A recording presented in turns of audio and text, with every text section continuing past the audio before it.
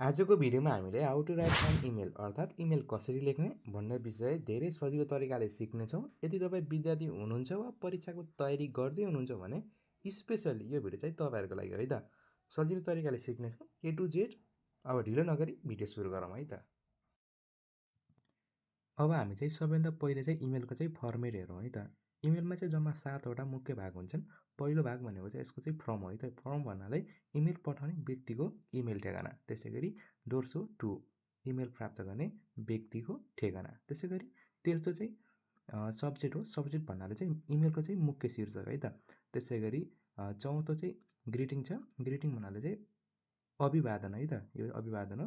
त्यसै गरी पाँचौँ चाहिँ हाम्रो बडी छ है त। बडी भन्नाले चाहिँ यसको चाहिँ मुख्य सन्देशहरू। त्यसै गरी छैटौँ भन्नाले चाहिँ यो छैटौँ चाहिँ क्लोजिङ छ है त। क्लोजिङ भन्नाले चाहिँ अन्तिम शुभकामना, जस्तै योर सिन्सियरली है त। र त्यसै गरी सातौँ भनेको चाहिँ हाम्रो चाहिँ नेम है त। यसमा चाहिँ इमेल पठाउने व्यक्तिको चाहिँ नाम लेखिन्छ है त।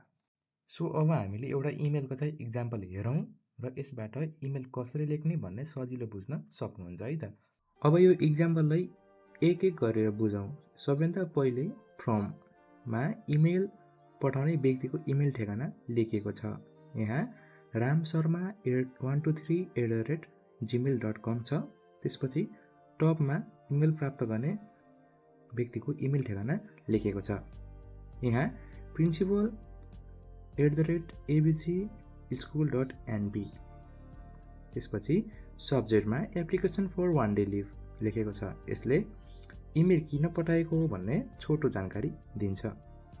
अब ग्रिटिङमा डियर सर लेखेको छ। यो इमेल सुरु गर्दा प्रयोग गरिने सम्मानजनक अभिवादन हो है त।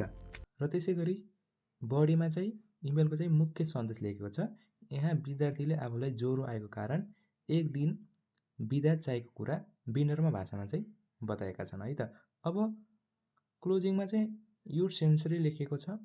यो इमेल समाप्त गर्दा अथवा इमेलको एन्डिङ गर्दाखेरि प्रयोग गरिने सम्मानजनक शब्द हो है त। त्यसै गरी अन्त्यमा चाहिँ राम शर्मा लेखेको छ है त। नाममा चाहिँ राम शर्मा लेखेको छ, जसले इमेल पठाउने व्यक्तिको चाहिँ नाम जनाउँछ है त। यसरी 7वटा भाग मिलाएर एउटा राम्रो र सही इमेल तयार हुन्छ है त।